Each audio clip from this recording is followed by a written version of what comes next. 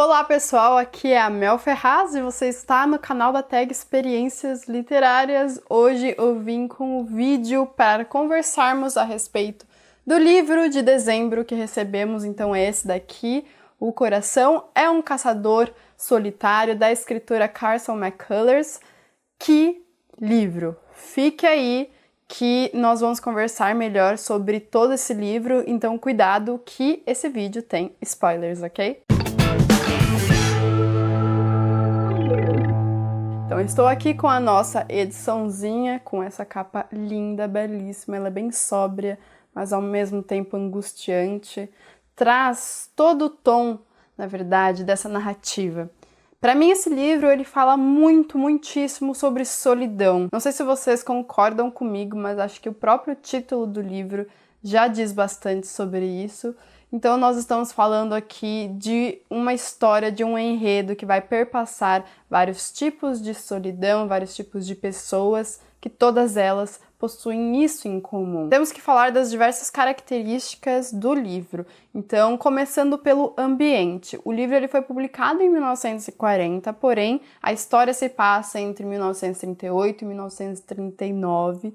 Nós estamos falando de uma época, de um período histórico, principalmente para os Estados Unidos, que foi bem complicado, no sentido econômico, mas também com reverberações na cultura e nas questões sociais. Nós estamos no pós-Grande Depressão. Mais ainda do que isso, nós estamos falando do sul dos Estados Unidos, região marcada por questões sociais muito complexas e muito difíceis. A cidade na qual a história se passa, ela já tem um número considerável de habitantes, ela não é tão pequena quanto a cidade que nós vemos no livro que já recebemos da tag e que eu, inclusive, já resenhei aqui no canal, que foi o Eu Sei Porque o Pássaro Canta na Gaiola, da Maya Angelou. Tem muito livro que se passa nessa região, nessa época. Inclusive, no vídeo resenha que eu acabei de citar, eu acabei mencionando o livro O Sol é para Todos, da Harper Lee, que se passa justamente nesse ambiente. São livros extremamente complexos, como eu disse para vocês, por ser uma região assim, sabe? Vão suscitar muitos questionamentos e muitas discussões interessantes e que a gente precisa trazer à tona. Vamos falar sobre os personagens principais, uma outra característica importante pra gente ressaltar aqui. O John Singer é o protagonista, certo? Inclusive, o título original desse livro era The Mute, que seria então o mudo. Ele é surdo, que antes falava em surdo-mudo, a revistinha da tag traz isso pra gente também, como nota de rodapé. E há 10 anos ele vivia com o seu melhor amigo, o grego Antonopoulos, que também é surdo, mas a partir de um determinado momento, e esse é o começo do livro, ele começa a enlouquecer, entre aspas, né? Ele fica um pouco diferente e aos poucos vai causando muitos problemas ao seu redor, principalmente para o próprio John Singer, que mora com ele. Então eles dividem uma casa e aos poucos você percebe que esse personagem, esse amigo do John Singer, ele começa a ficar diferente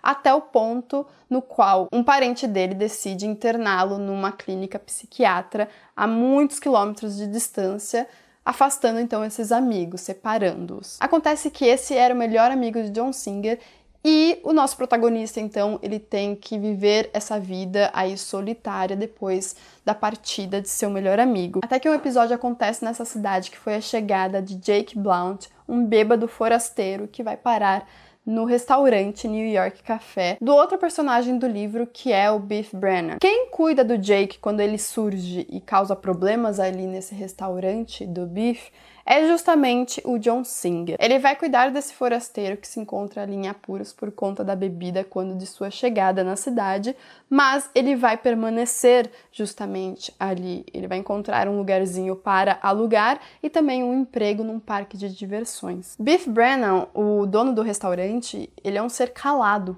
muito calado, que enxerga tudo e observa tudo, e interiormente ele vai se questionar a respeito justamente dessas coisas que ele vivencia. Assim como o principal problema do Jake é o alcoolismo, o do Biff é a sua sexualidade. A gente percebe isso no transcorrer da história. Seu casamento com a Alice é conturbado. Quando ela morre, isso fica extremamente nítido pra gente. E ele tem esse instinto maternal, principalmente com a sua sobrinha Baby e também com a Mick, que é a outra personagem aqui importante pra gente. Mick Kelly, ela faz parte de uma família muito grande, ela tem vários irmãos e essa família ela é pobre. É justamente nessa casa de família que aluga quartos que o Singer vai morar depois que perde seu amigo Antonopoulos. A Mick, ela gosta muitíssimo de música, inclusive ela pode ser considerada um gênio, ter um dom aí natural para música. Na página 179 tem uma passagem muito bonita sobre ela. Diz assim: Mick sentou na escada e apoiou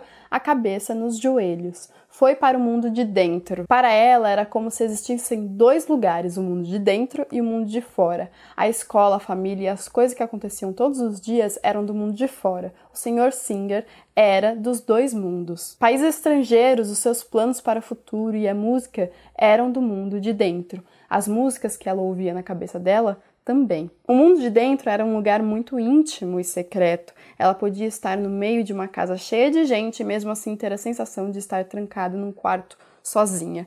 Novamente, você tem a questão da solidão aqui em todo o enredo. É uma palavra, inclusive, que vai aparecer em vários momentos e para todos os personagens principais aqui. Porém, o principal questionamento que se coloca aqui para essa personagem, que é pré-adolescente, é em relação ao amadurecimento. Na página 384 diz aqui: mas agora não havia música nenhuma na sua cabeça. Era uma coisa estranha, era como se ela tivesse sido barrada do mundo de dentro.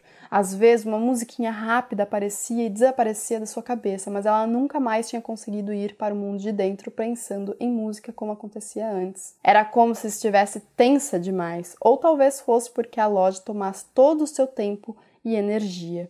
Aqui ela está falando do seu novo emprego, quando ela arranja um emprego tão jovem e precisa trabalhar com apenas 14 anos. A Woolsworth não era como a escola. Quando chegava em casa da escola, ela se sentia bem e pronta para começar a trabalhar nas suas músicas. Mas agora estava sempre cansada. Em casa, ela agora só jantava, dormia, depois tomava café da manhã e saía para ir para a loja de novo. Ou seja, a questão do amadurecimento, do que acontece na vida de um ser que precisa não apenas ir à escola, mas também agora trabalhar e arranjar o seu sustento, seu ganha-pão. Mas há todo esse questionamento que também vai esbarrar bastante na música, como nós acabamos de ver aqui nessa passagem. Ela acaba deixando de lado esse dom, esse gosto dela, para ter que dar conta de urgências do mundo adulto de sua vida. E há também o Dr. Copeland, que, olha só que interessante, é um personagem que não come carne, então ele se diz vegetariano aqui, porém isso não é destrinchado em nenhum momento depois que ele menciona a sua dieta. Ele é negro e uma pessoa extremamente culta e raivosa, justamente por sua condição ali enquanto negro no sul dos Estados Unidos, nesse período tão racista. Veja, o problema aqui também é esse. Nós vamos discutir bastante, através da leitura desse livro, o racismo tão extenuante que há aqui e em diversos momentos, inclusive numa passagem muito belíssima do livro, que é quando ele vai discursar numa reunião de Natal em sua casa que ele dá para os seus amigos negros. Essa temática está presente do começo ao fim nesse livro, principalmente puxada por esse personagem. Esses 4 personagens vão se relacionar diretamente com John Singer, que passa a ser essa espécie de ouvinte delas. Mesmo ele não ouvindo, ele consegue aqui e ali entender o que elas falam por leitura labial. Ele sempre vai ser procurado por essas pessoas como uma espécie de amigo, como uma válvula de escape também dessa solidão que permeia todo o enredo. Porém, um aspecto importantíssimo aqui para a gente olhar melhor é o narrador do livro. Nós estamos falando de terceira pessoa onisciente, mas todo capítulo é voltado para uma perspectiva. Então, se nós estamos na perspectiva da Mick, é legal porque a gente percebe que o campo semântico até, a forma como se dá a estrutura frasal, ela muda em comparação com outra, por exemplo, a do Jake, que é essa pessoa culta que milita muito, ele é um militante, ele se diz comunista, mas na verdade eu acho que é mais para anarquista. Então ele tem essa bagagem cultural muito ampla, até porque ele é um forasteiro de várias partes dos Estados Unidos. E o tom da narrativa muda, sim. É só você perceber também os conectivos e os vocativos. É sempre importante analisar bem a narrativa, porque ela diz muito sobre o que está sendo transmitido da história. Então, quando tem o episódio da perda da virgindade da Mick, em nenhum momento fica claro, perdi minha virgindade, ela perdeu a virgindade, né, por ser em terceira pessoa. Mas a gente percebe esse mergulho no íntimo dessa personagem e algumas palavras, o campo semântico utilizado aqui nos leva a entender tudo o que está acontecendo. Bom, e como nós vimos na revistinha do mês, o próprio curador que indicou esse livro disse numa resposta da entrevista dele sobre a crise da representação na literatura, que depois das vanguardas e do Holocausto se volta bastante para a representação de anti-heróis. Nós estamos falando de personagens marginais, cada um tem muitos problemas e se inserem no que eu chamo de losers do American Way of Life. Mas nos voltemos agora mais detidamente para a figura do John Singer, esse mundo que tem uma simbologia muito grande aqui dentro. Não só porque ele interliga todos os principais personagens e, portanto, os principais questionamentos e temas do livro, mas também porque a gente pode relacioná-lo a uma figura divina. É como se ele fosse Jesus e esses personagens principais, os seus discípulos, inclusive,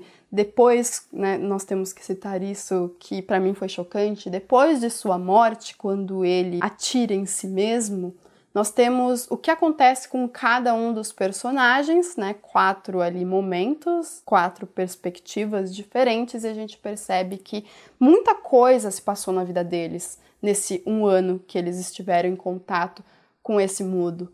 Então há uma transformação muito grande, né? Eles foram realmente discípulos de alguém, que aqui não precisa ser necessariamente do John Singer, mas da vida em si. E por que eu acho isso importante de ressaltar? Porque a todo momento, não apenas esses 4 personagens, mas também numa determinada passagem aqui da história, a cidade olha para essa pessoa, para o John Singer, como se ele fosse extremamente diferente. Porém, não é isso que a gente vê. Quando a gente está na perspectiva dele, nós notamos que ele não entende necessariamente o que essas 4 pessoas falam para ele. Então todas as pessoas da cidade acabam julgando de uma forma equivocada. Elas pensam que ele as entende completamente. Quando isso não acontece, a gente fica sabendo diretamente de sua perspectiva. Mais do que isso, elas buscam nele uma espécie de identificação, de uma conexão. Então, enquanto os ricos acham que ele também é rico, os pobres o julgam como pobre, pessoas acham que ele é um judeu, enquanto outras que ele é um anglo-saxão, enfim, todo mundo tenta julgá-lo e entendê-lo, mas nunca conseguem chegar lá.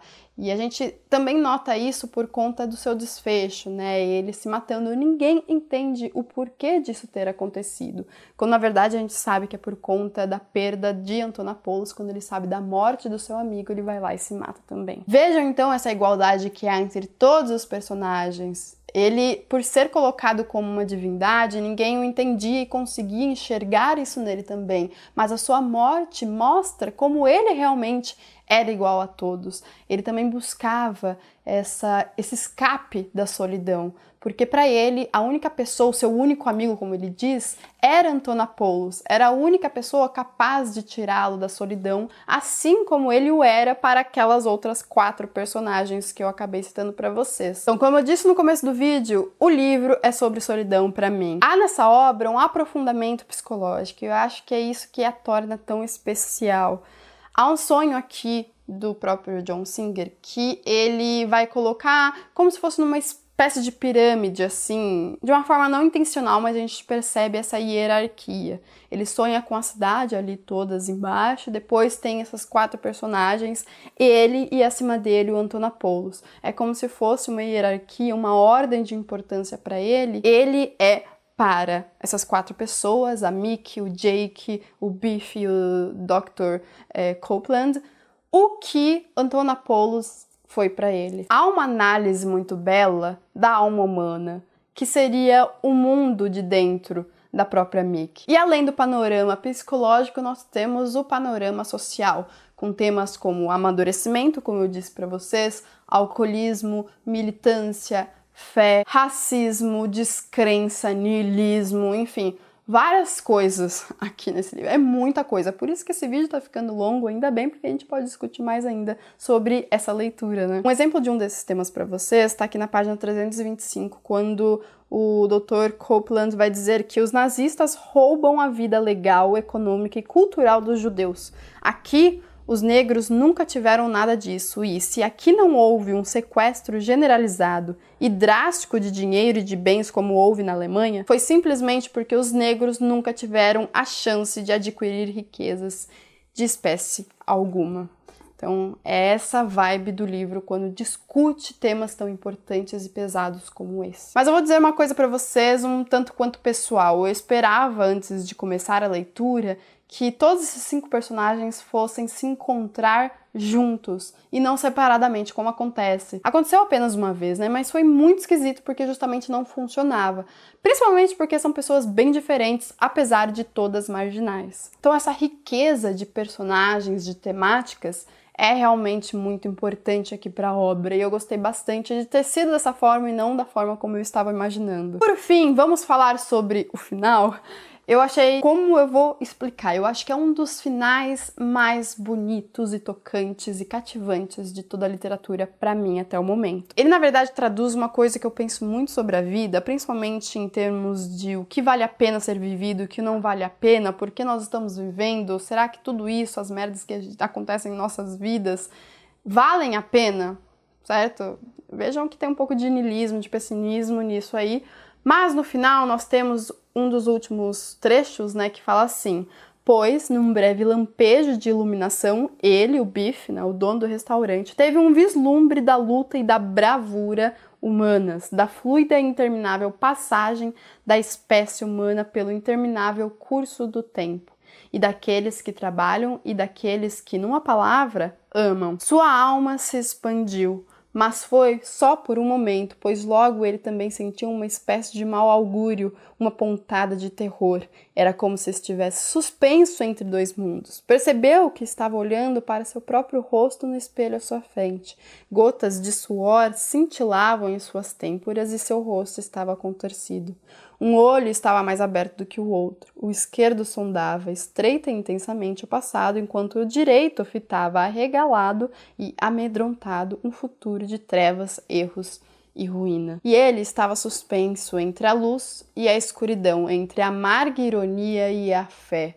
Vejam que no final é isso, né? Essa questão de contrastes em nossa vida. Então, luz, escuridão, ironia, fé. Apesar de sermos seres sociais e de a todo momento estarmos em contato com outras pessoas, sempre teremos nossos momentos também de solidão. Se for para pensar em quem nós podemos contar sempre, é com a gente mesmo, certo? Então fica aqui essa minha interpretação pessoal, íntima, mas que o livro com certeza vai trazer à tona, sabe? Ele vai provocar esses questionamentos. Espero que vocês tenham gostado desse vídeo. Não se esqueça de deixar aqui nos comentários o que vocês acharam a respeito dessa obra e também das coisas que eu suscitei aqui pra gente. Se inscreva no canal se ainda não for inscrito para receber sempre o conteúdo da tag Experiências Literárias aqui do canal deles em primeira mão, e a gente se vê no próximo vídeo. Um grande beijo e até lá. Tchau, tchau!